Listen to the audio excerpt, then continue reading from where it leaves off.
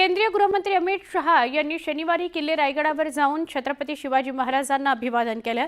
यावेळी आयोजित कार्यक्रमात अमित शहा, मुख्यमंत्री फडणवीस यांच्याच भाषणाचं नियोजन होतं, पण ऐनवेळी एकनाथ शिंदेंचंही भाषण झालं, ज्यामुळे पुन्हा एकदा शिंदेंच्या टळलेल्या नाराजीची चर्चा सुरू आहे। शहांसमोर शिंदेंना भाषणाची संधी, नियोजन नसताना अचानक भाषण, नाराजी टाळण्यासाठी फडणवीसांची खेळी, अजित पवारांना मात्र संधी नाहीच।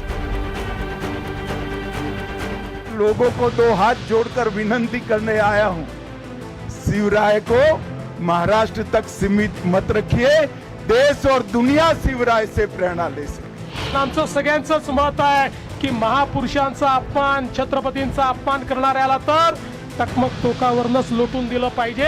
मी मुख्यमंत्री होतो त्यावेळी देखील 2.5 वर्ष शिवाजी महाराजांचा आदर्श डोळ्यासमोर ठेवून आपण काम केलं। केंद्रीय गृहमंत्री अमित शहांच्या रायगड दौऱ्यात झालेली ही भाषणं। छत्रपती शिवाजी महाराजांना अभिवादन करण्यासाठी अमित शहांनी शनिवारी सकाळीच किल्ले रायगड गाठला। शहांच्या उपस्थितीत किल्ले रायगड कार्यक्रमाचं आयोजन करण्यात आलं होतं।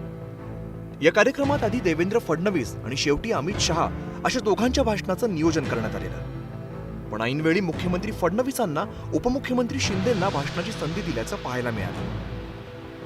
यावेळी शिंदेंनी त्यांच्या 2.5 वर्षाच्या मुख्यमंत्री पदाची आठवण करून देण्याचा प्रयत्न केला।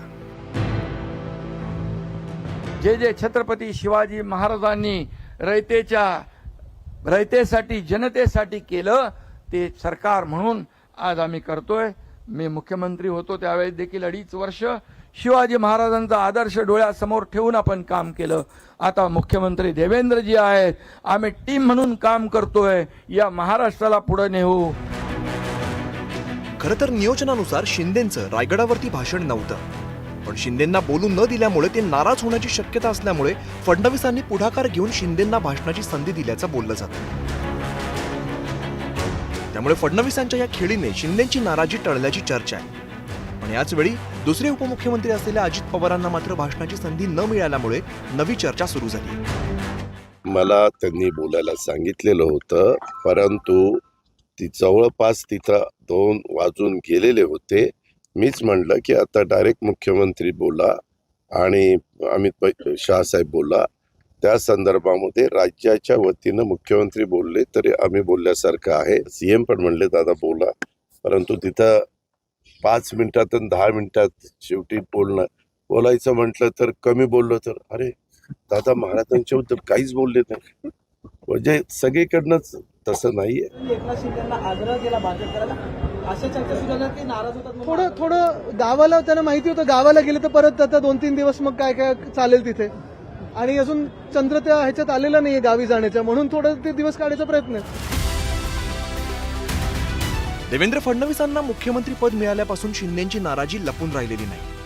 वेळोवेळी शिंदे आणि फडणवीसांमधील कोल्ड वॉर समोर आलाय, पण रायगडावरती अमित शहांसमोर नाराजीचं दर्शन नको म्हणून मुख्यमंत्र्यांनी शिंदेंची मनधरणी केल्याचं दिसतंय। त्यामुळे फडणवीस आणि शिंदेंमधील हे अंडरस्टँडिंग असंच कायम राहतं की पुन्हा नव्याने कोल्ड वॉर रंगतं। शहांच्या दौऱ्यात अजित पवारांना भाषणाच्या वेळेला डावललं गेल्यामुळे याचे काही पडसाद उमटतात का, हे सुद्धा पाहणं महत्त्वाचं ठरणार आहे। Bureau report, news 18 Lokmat.